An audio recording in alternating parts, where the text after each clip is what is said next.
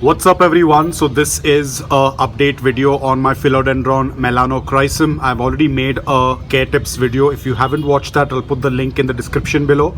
But I'll give you a little bit of tips if you have just clicked onto this video. But this is an update video. So initially when I had got this Melanochrysum, it was only this much. This is the original part.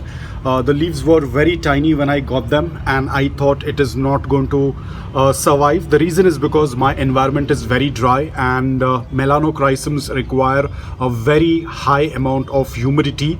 But I somehow managed by misting the plant every other day, keeping it in a place which is completely covered with other plants, so that increased the amount of humidity. Luckily then we got into a monsoon season, so that also helped let this plant pick up on its growth.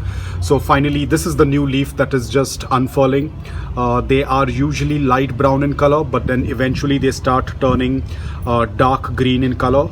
Now the reason why this particular variety, or the varieties that have this velvety leaves, don't do quite well in my environment, it's because this is something what I have noticed and experienced, that the ones that have this velvet texture on the leaves, they require more humidity as compared to the other varieties. So there are two varieties of philodendrons, one that have this velvet texture and the others that have that glossy finish on the leaves. The glossy ones are much more hardy. Even if the humidity levels are a little bit low, they don't have much of an issue, but the ones that have this velvet texture are much more finicky about the humidity in the environment. But luckily it's doing quite well.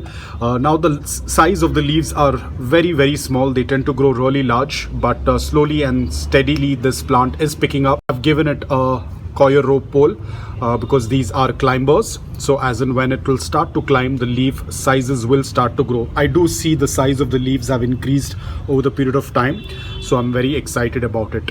So that's it for today. And talking about, I'll give you some few tips. This plant has to be in indirect bright light. Do not expose it to direct sunlight. Watering whenever the soil around 1 to 2 inch of the upper layer of soil is dry. Go ahead and do a complete watering until the water starts passing through the drain hole. The soil has to be loose, porous, well draining. You can use a mix of garden soil, coco peat, perlite and sand.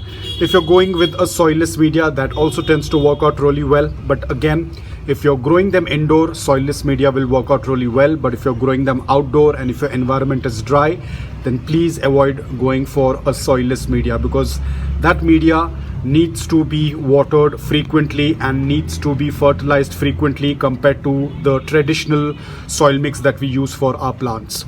So that's it for today, guys. I hope that you liked this video. If you did, please hit the like button, and if you're new to my channel, please consider subscribing to it. Until then, take care, stay safe and keep planting.